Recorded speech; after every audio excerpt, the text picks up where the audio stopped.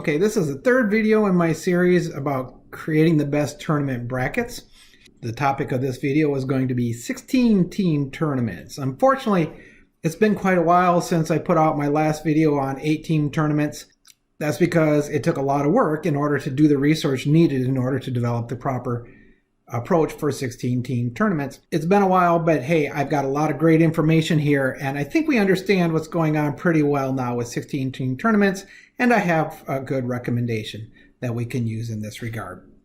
If you look back to what we learned from 4 and 8-team tournament team analysis, you can look back in the video up there, linked in the banners up above. A couple of important lessons that we learned from our earlier analysis. We learned that you needed to do some sort of consolation matches in order to get a good order of the teams, especially out of the top 1 and even the top 2. If you wanted the top 2, you need to do some sort of consolation match. Ultimately, what the answer was to use a double elimination tournament. So that's what we used when we did our 8-team tournament.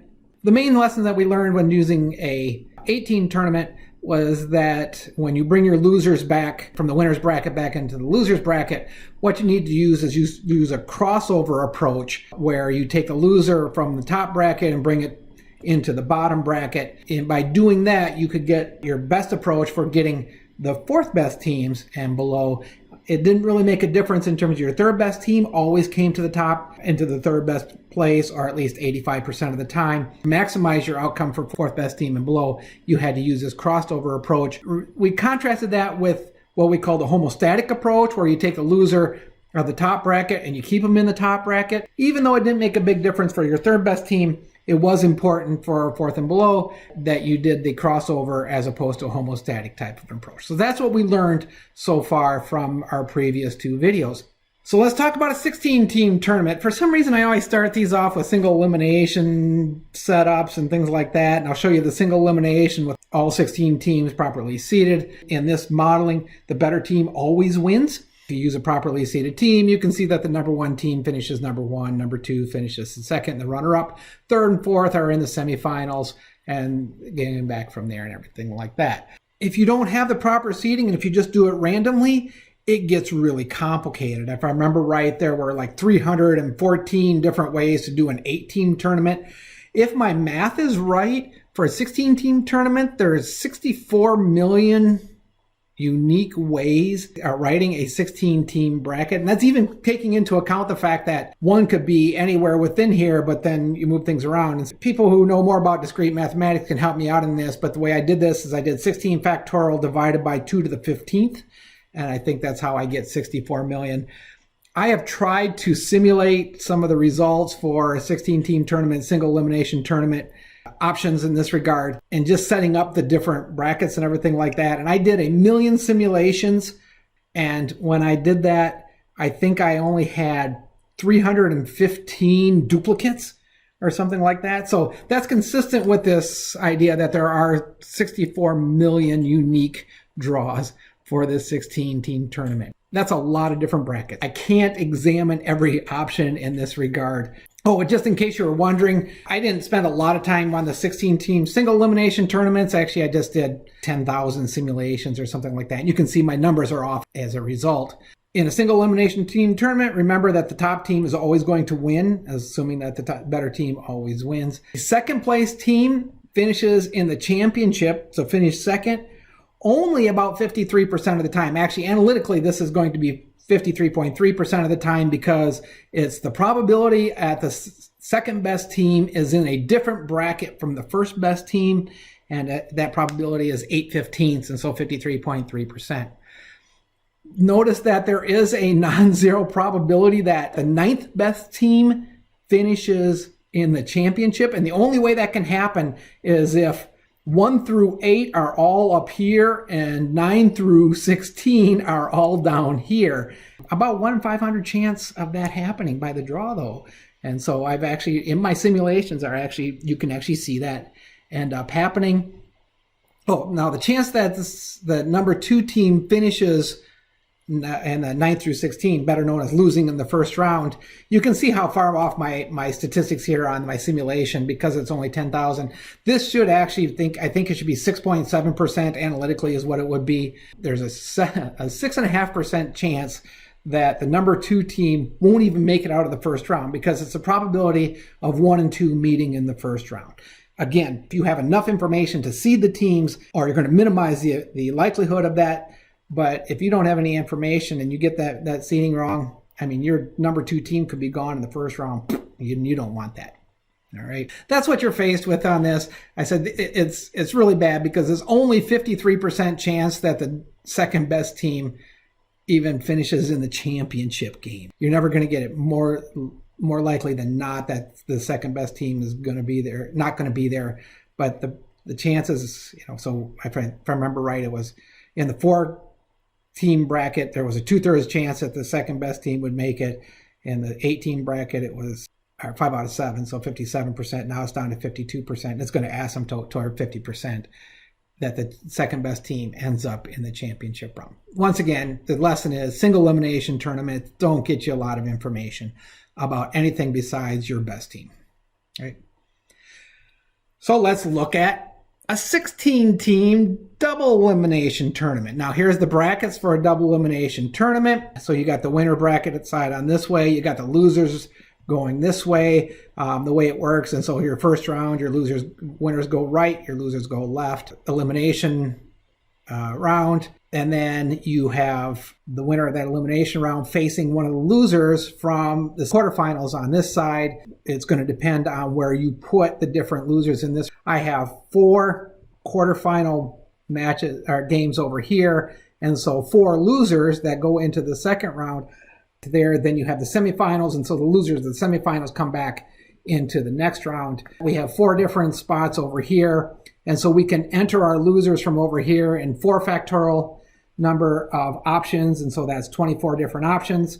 But then there's 2 options, whether for the next round here. And so there are 48 different brackets that you could use for a double elimination tournament involving 16 teams. In this study, what I've done is I've actually did a preliminary study of all 48 options and looked at the results that I got for all 48. They weren't anything big. I think at that point I was looking only at 1,728 games that I simulated and looked at the outcomes for them just to get a screening type of an approach. And then I used that results in order to do a more rigorous screening with 100,000 game simulation.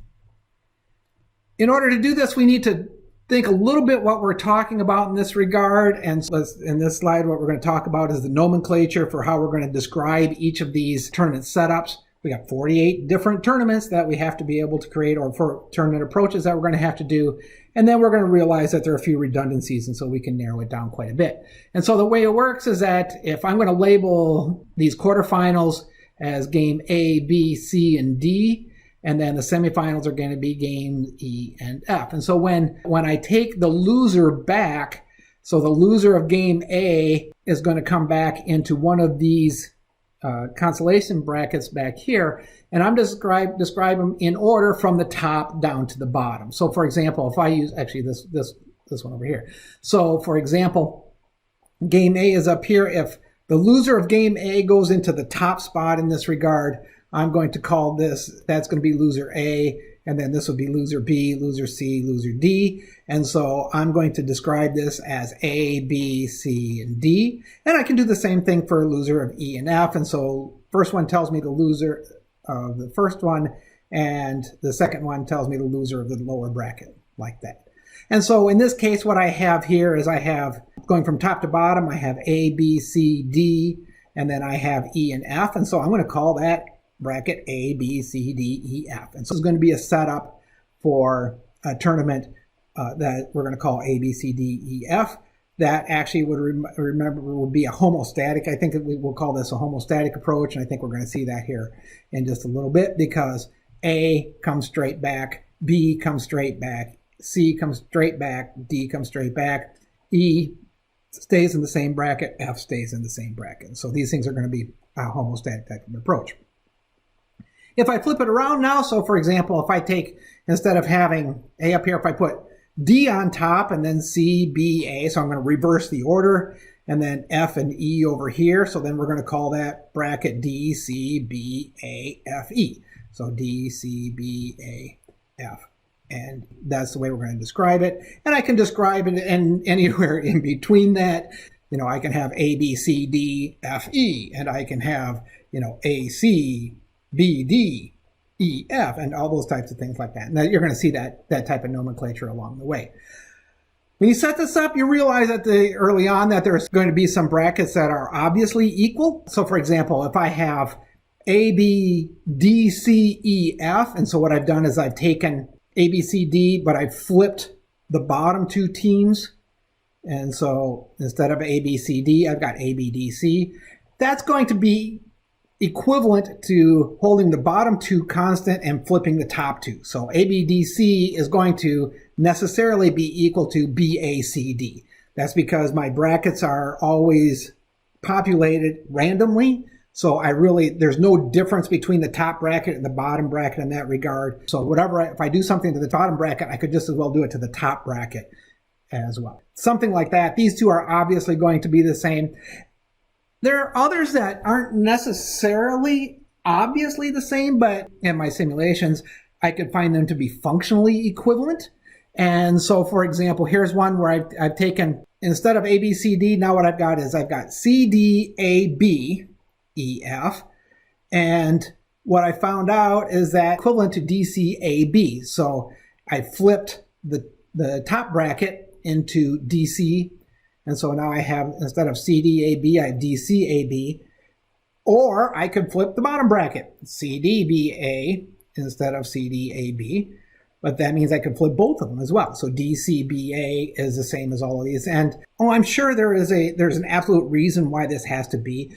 But a priori, going into it, I did not assume that these are going to be equal. But in the course of my modeling, I found out absolutely they are equal. These four do give the exact same result along the way. It doesn't always work that way, though. You can't just flip things around. So, for example, A, B, C, D, E, F is not the same as B, A, D, C, E, F. I can't flip them around. I can tell you that what's unique about it, and here's how to figure it out. What you have to look to is you have to look at what I guess I would call the homostatic transitions to the back. So, for example, A, B, C, D, E, F, and I'm only going to worry about the first four because the EFs are always going to be the same here. A, B, C, D has four teams that are going back in a homostatic type of an approach. But B, A, D, C doesn't have any teams going back into a homostatic approach, at least not to the point where they're in the exact same bracket as where they started. So A, even if it moves down to here, is not going exactly homostatically back. Those two are different in this regard. 4 homostatic transitions, no homostatic transitions, those are very different.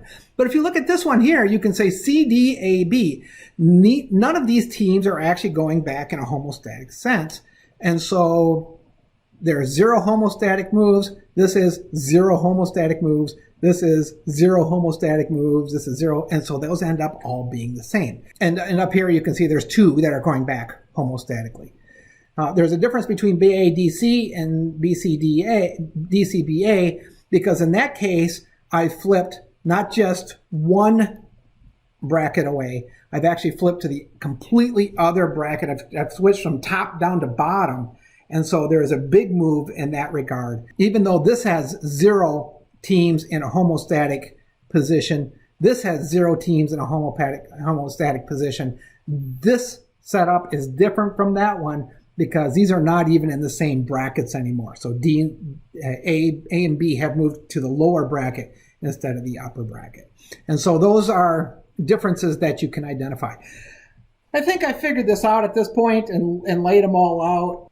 You start with 48 possible brackets in this regard, but once you lay them all down, there are actually 14 unique brackets that you can write that would give you different types of things. And so, you've also got, one team goes homostatic, and that's an option as well.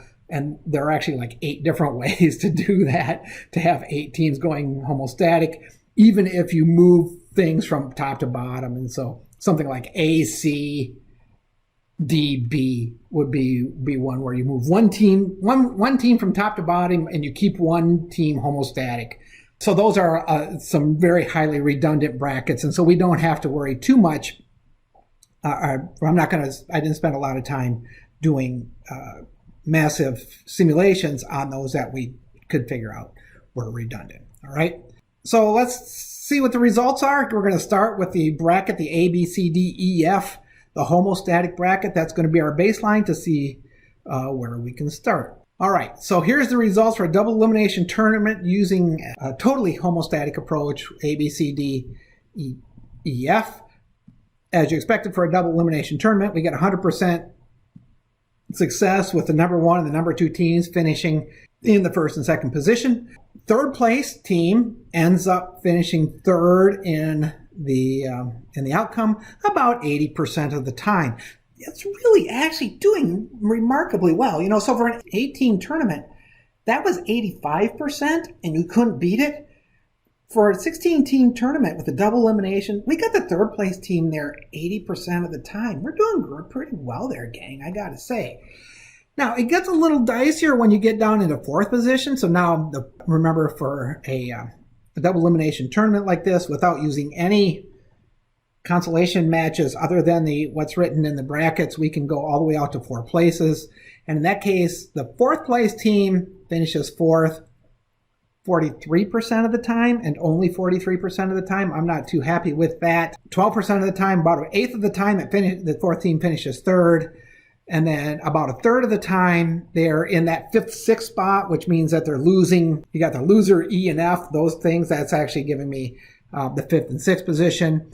Then we can do 4th position and a big jump down to this 9th through 12th. And in fact, if we come back and look at the third place team, as we said, it's pretty good that we can actually get the third place team in third 80% of the time. But notice that in a homostatic approach, you can't get them to finish fourth, because just the way it's going to set up and that's all that matchup's going to be. You never finish fourth, you only finish third, or they can finish fifth. In this case, they would finish fifth because whoever else is in there in this bracket, they would beat them. So 17% of the time in fifth, and then 3% time not in 7th or 8th, and actually down in the 9 through 12 region. So way down in their outcome. 1 out of 30 times, you actually have the third best team finishing 9th or below in your lower half. And you kind of see this a little bit of this 9 through 12 get kind of overrepresented. So 4th place, it's 8%. 5th place, 15% of the time they finish 9 through 12. And by that point, I mean, they're finishing 1% of the time they're in the 13 through 16. So they're actually losing 2 in a row. That's what that actually means. So they lose in the first round and the second round both. That the 5th place team can do that in this homostatic type of an approach. 3rd place team never does that because there's always a way to get around that. So that's it. So these are the numbers for that. Let me think. We had 4th place in 4th 43% of the time. 5th place and 5th 40% of the time. 6th place and finishes 5th or 6th 37% of the time. 7th place, the 7th best team finishes 7th or 8th 27% of the time. 7th best team is more likely to finish 5th or 6th or 9th through 12th than it is to finish 7th or 8th. I'm guessing, and I don't have enough. This is about 100,000 simulations. That's what this is based on. I'm guessing these two numbers are the same. So about the same, 5th or 6th, 7th and 8th. But it's both, they're more likely to finish 5th or 6th or 9th through 12th as opposed to 7th through 8th.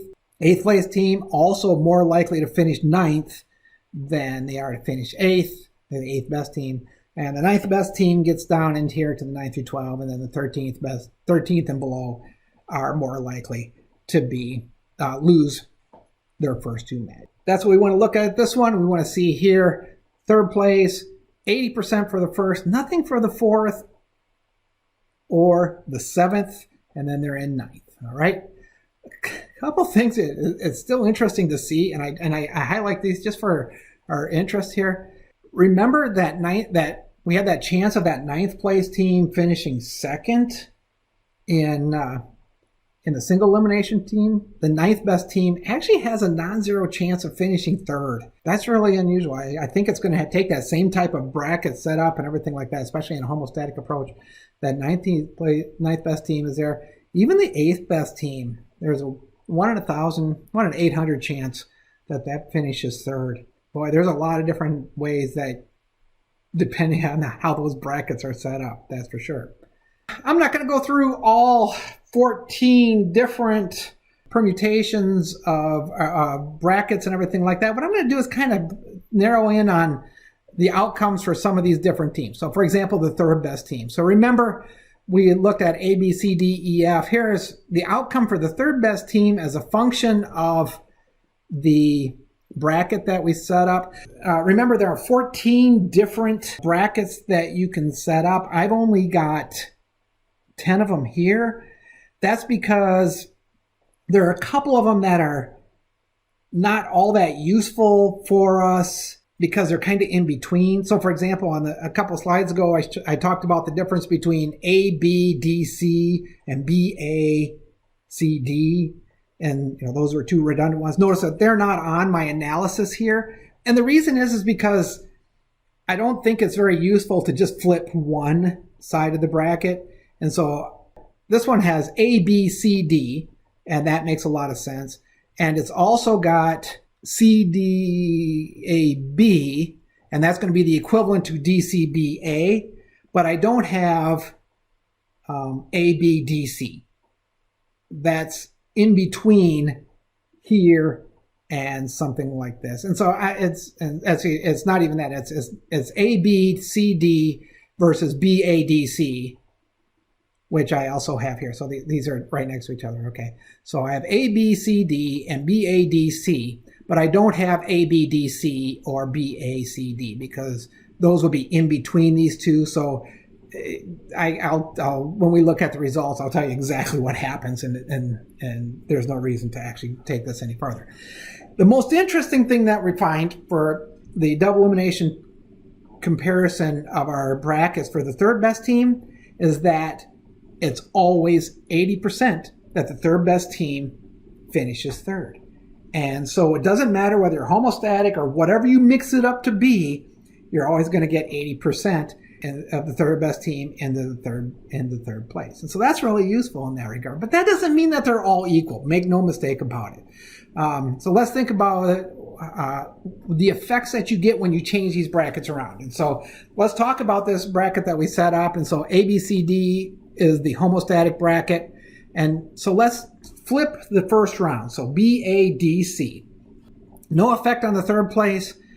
We still don't have any of the third best team coming into fourth. Fifth or sixth is still 17%. But here's what ends up happening. If I switch this from A, B, C, D to B, A, D, C, this 3% that was finishing 9 through 12 has now come up and is finishing 7th through 8th. And I don't have any of my third place team finishing 9 or below anymore.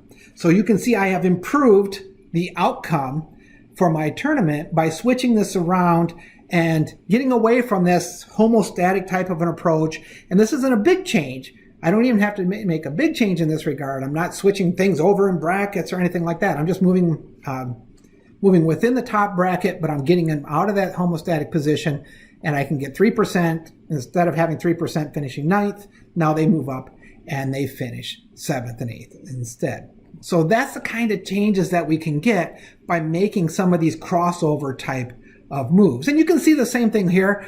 And so this is A, B, C, D, F, E instead of E, F. And so I've got a crossover here at the second round. But you can see the exact same thing happens. I've got A, B, C, D versus B, A, D, C. And again, the 3% that were 9 through 12 are moved up into 7 and 8 position. Even though I have the next round different, that same change has that same effect on the outcome overall. So we can see exactly what's happening there. Yeah, speaking of this FE versus EF, notice what happens when I change my EF to an FE, same type of thing. Now the 17% that was finishing 5th or 6th, now finishes fourth. Interesting. Now this is something that looks a lot better. So now by the time we get up to, and we can take it all the way out here to B, A, D, C, F, E. All right. So I've changed out of the homostatic approach in the first round and a crossover, a local switch over. So I haven't completely switched brackets. I'm only switching at the top and switching in the bottom. Completely switching over to FE. So I'm doing a complete crossover, top and bottom, in the second round. Now I've got 80% in third as the same, but 17% in fourth, 3% coming down to seventh. Yeah. So 97% of the time, with this type of an approach, 97% of the time, the number 3 team, third best team, finishes third or fourth. So that's a significant improvement. But we can change things around a little, right? Yeah, so this is the one that we can really see what's happening here. These are some intermediate ones, and boy, this is kind of I don't know. There are patterns involved and everything like that. So the same patterns we've seen. So for example, if I change EF and FE, you can see that I changed. I switched the 7, 8, and 9, 12 positions. Now I've got a different type of setup. So I've moved one of my losers from top to bottom. And what do I got? I have 2 homostatic coming back. So A stays, D stays, and then B and C switch places. And that gets a little more complicated in this regard. Now I've got only 7% in the fourth position and 11% in 5 and 6. And there's still this 1% that hangs around here in 9 through 12. But I can get rid of that by flipping E and F and things like that. Actually, I can't just do it by flipping E and F. What I have to do is I have to move C, A, and B, D. So I have to flip that, get rid of my homostatic moves at this point. So I've kept A and D in their brackets and switched B and C, but I've also flipped out of their homostatic positions. So notice that there's no homostatic positions in the first round here, although the second round is homostatic. And then in the second round, I can make this not a crossover for the FE, and that gets me into this type of position here. So now I have 13% in the fourth position, 6%, 5 and 6, 1%, 7 and 8, all messed up in this regard. But what you want to do now is let's look at the final setup. So what we're going to do now is we're going to take both teams and we're going to flip them. So we're going to take A and B and C and D. So we're going to turn them around. So we have C, D, A, B. So both teams on top are moved to the bottom and the bottom teams are moved to the top. We're going to look at the 2 different options. We can do EF in the next round versus FE. So if we do EF, we have 80% finishing third, 14% finish the third best team are finishing fourth, and now 6% of them finish fifth and sixth. And here's what I like about this one: there is nothing. Your third place team never finishes below sixth, so you're always going to be down here. And in fact, this team here is definitely going to finish fifth. And so, in fact, in this type of a setup, their third place team is going to be fifth and above every time. And so I like that type of an outcome as well. Interestingly, if you flip it again, and so we do C, D, B, A, F, E, A's and A, B, C, and D are going to flip like that, and then we're going to take F and E and flip them as well. In fact, that's not as good of an approach. Now, what happens is that the amount that finished fourth place drops to 9%, and they move into fifth place, being 11%. So in fact, the preferred way to do it in this regard is C, D, A, B, E, F, and not F, E. So crossing over on that second round in the loser's bracket is not the correct approach, right? If I were to summarize this, what I'd tell you is the best type of approaches for this, C, D, A, B, E, F is going to be the best if you want to minimize how the number of third best teams finishing low. The advantage of this is that the third best team never finishes below 5th place. And that's something that I really, really like. This one over here has the advantage is that the third best team is most likely to finish 3rd or 4th. On the other hand, there is a cohort, in this regard about 3%, that's going to come down and finish 7th. Not quite as good in that regard. So it depends on what you're interested in. If you really want to maximize your outcome for your third best team and get your third best team to make sure they finish as high as they can all the time, C, D, A, B, E, F is going to be your approach. And if you want to maximize getting them in the 3rd or 4th position, then you use B, A, D, C, F, E. Right?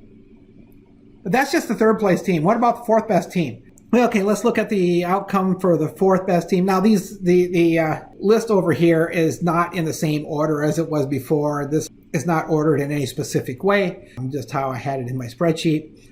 Unlike what we saw for the third best team, we do not see consistent result for whether they finish 4th or not. Remember that the homostatic approach, the 4th best team finished 4th 43% of the time.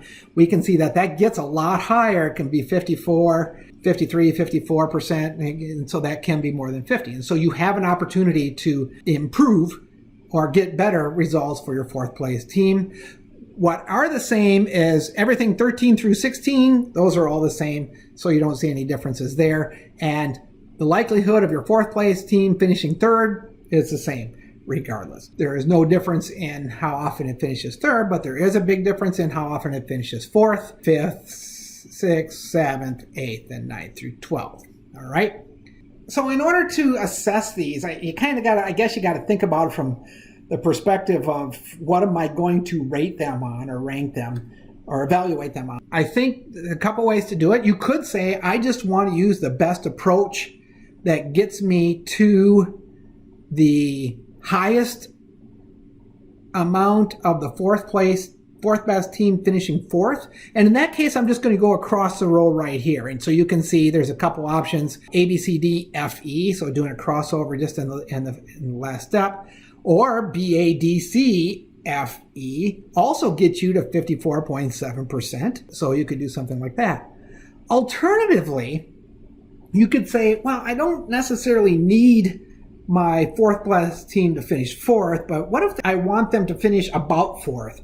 And so I could be 4th, 5th, or 6th. And so this row up above shows you what happens if I sum up the results for 4th, 5th, and 6th. There is a little bit of a difference in here. In this regard, the best two are far and away C, D, A, B, E, F, and C, D, B, A, F, E. Notice that C, D, A, B, and C, D, B, A, those are the same brackets, at least for those first 4, because those are redundant in that regard. And so these two, you can see there's a big difference in the outcome for putting them 4th, 5th, and 6th versus all the other brackets. Particularly compared to the brackets that had 4th in the best place, A, B, C, D, F, E, had the 4th best team coming in 4th 54.6% of the time, but it got them into 5th and 6th 75.7% of the time. Same thing for the BADCFE, 75.7% of the time, but or 54.7% of the time for getting in 4th, but 4th, 5th, and 6th is only 75.7% of the time. When I look at what's over here, CDABEF only gets the 4th best team in the 4th place 53% of the time. But if you look at whether it's 4th, 5th, or 6th, it's way up at 81% of the time. So if I were to choose which one would be my favorites in this regard, you could make an argument that this one has the 4th best team in 4th place most often. And I'm going to choose it over this one because when it comes to 7th and 8th, 9th through 12th, notice that A, B, C, D, F, E has more in 9 through 12 and less in 7 through 8. I'm going to prefer this version for that one. On the other hand, this other one over here has the 4th best team most likely in 4th through 6th. Depending again on what your preference is, you can make an argument for either one of those. Oh, by the way, I don't know if you realize or notice, but in fact, these are the same two that we chose for the third best team, right? Oh, let's go to fifth best team. You have an argument. In this case, it's not even that close. The most likely way to get the fifth best team into fifth place is C, D, A, B, E, F. If you sum up what I got, 4, 5, 6, 7, 8, it also is the best way to get them in 4, 5, 6, 7, 8. And so at this point, this one is a clear standout, clearly the best option for the fifth best team. Again, C, D, A, B, E, F. That's one we've seen before. Let's go to 6. Now all your numbers are here. Again, I think that 48.9, that 1% difference here between here and here is real. I think it's a real difference because I've got enough in my sample size to make a difference between 48.9%. And you can see that BADCFE is the same as ABCDFE. So these are the two degenerate ones. This one does stand out as unique. And if you look at 4, 5, 6, 7, 8, which is looking in the region, it also has the highest value. So again, C, D, A, B, E, F is going to be our best choice. But the one thing I actually want to point out in this, and we haven't paid too much attention to this along the way, but if you look at the outcome for the homostatic approach, A, B, C, D, E, F, look in terms of how much does the sixth place team get in there? Only 37.7%. It's only a 74% chance that it gets into 4, 5, 6, 7, 8. This is the worst performing bracket that we have for the sixth place team. And in fact, if you go back and look at the slides we've done before, you will see that in fact, the homostatic approach is always the worst way to do this. It's a good starting point and a good baseline, but it's always in comparison, the worst way to do things, right? Yeah, and so just a reminder, our best one out of this is going to be C, D, A, B, E, F again. Oh, let's jump around a little bit. Eighth best team, seventh and eighth, you can see that there's 40% coming over here. So in fact, these two end up being the same. By the time you're out to the eighth best team, there's no difference between C, D, A, B, E, F and C, D, B, A, F, E. And so we're starting to see the point where even doing a crossover isn't going to improve anything at this point here. But these two are the best outcome for the eighth best team. Really dumb thing. Remember when we talked about the homostatic approach and that the eighth best team had something like 1 in 800 chance that the eighth best team finished third? You can't beat that. Look at there. It's still, even in the best brackets that you can use, you still have a 1 in 800 chance that the eighth best team finishes third. There's just no way around that. The only way to get around that is to seed it better. That's really what it comes down to. Skip down to the 10th best team, and now once again these two end up being the same, but there's also a couple more answers that come up the same. Those two end up being the same. Those two end up being the same. So by the time you get down to these really low teams, it really doesn't matter. There's a lot of different ways to do things. Even still, these two are not the same. I just want to point that out because the 10th best team has a 0.1% chance of finishing fourth in a BADCEF. That doesn't happen in a BADCFE. Same thing, homostatic, again, always the worst, has the 1 in 1,000 chance of the 10th best team finishing fourth. Just a really, really tough thing there, but at least you can get rid of that by using any type of crossover except for BADCEF at that point, okay? These two are the same, these two are the same, these two are the same. In the end, is still the best is happening at the CDABEF type bracket, right? And again, the homostatic approach is always the worst.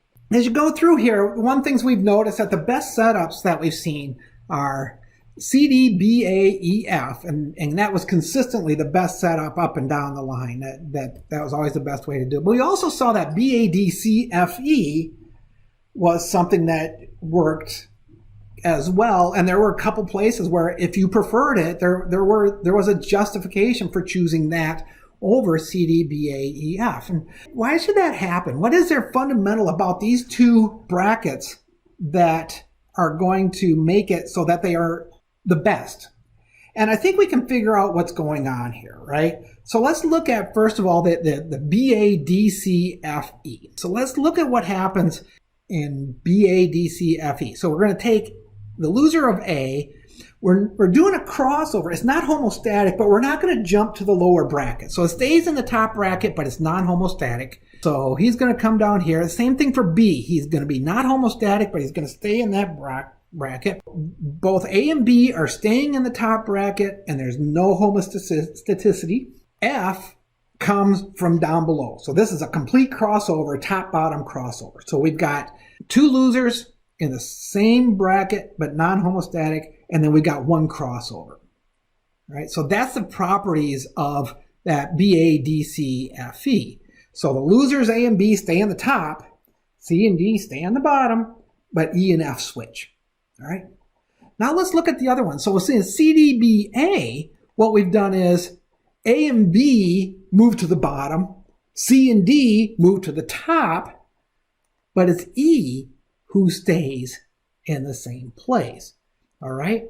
A, B, C, and D all switch top and bottom, but E and F stay on that same bracket. And so we have this balance between them. It's either, or you're going to keep A and B in the top, and then if you do that, you need to move E out, or you could have A and B, move them out, but then you want to keep E in. And so the balance between those two. That's why that ends up working. It's interesting that you want to keep this loser E up here. And this is an interesting to note that the best approach is not CDBAFE, because if I did CDBAFE, then I'd take A and B, losers A and B, move them down, and then I'd take loser of E and move him down as well. And so I've got these losers that are coming back and facing each other again. And so I want to keep that loser E away from the loser C, A, and B. And so we can see that there is ultimately, you know, it sounds like random letters and everything like that, but what we discover is that there is actually a real good rational rhyme and reason to why these two tournament models are unique and rise to the top in terms of the setups. So what do we conclude out of this? You know, with a 16-team double elimination tournament, the differences aren't large. I mean, we're not talking about big things, but for the most part. I mean, you know, you might get 10% swing here and there, but we're not talking about dramatic moves or anything like that. I think the biggest dramatic difference is moving from a homostatic approach where you've got 17% finishing fourth. If you do a FE crossover, you can get them 17% finishing, whether they were finishing fifth and sixth. Now you got 17% finishing fourth. That's actually more of a dramatic move. But once you do a crossover like that, then the differences aren't near as large as they would be otherwise. Consistently, we found that CDABEF was the best one. And interesting that you should note that, remember, given our redundancies, this is the same as DCBAEF. And then BADCFE is probably our second best one. I think CDAB or DCABEF is the best bracket that you can use overall. And the last thing you want to do is a homostatic setup. ABCDEF is always the worst. Just don't do that, and you're always going to be off to a pretty good start. That's what we learned about a 16-team tournament. I have to admit, going in, I didn't know what the answer was going to be. And I absolutely did learn about all this through the course of my modeling. Next time, we're going to go on to a 32-team tournament. I can't make any promises as to when that's going to get done. 32 teams has a lot of options in this regard.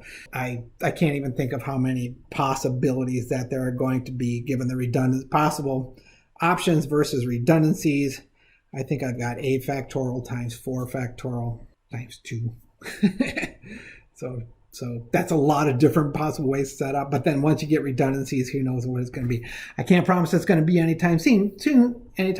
But in the end, what we can learn is that, crossover approaches are really good, but you can also cross over too much. And so we want to avoid crossovering over too much. And so let's not do that. but we're going to see what happens. Hopefully we can do with the 32 team tournament and see if we can come up with a lot of different simulations that I have to run and a lot of data, but I'll start working on it and I'll let you know when I get it done. All right. Thank you.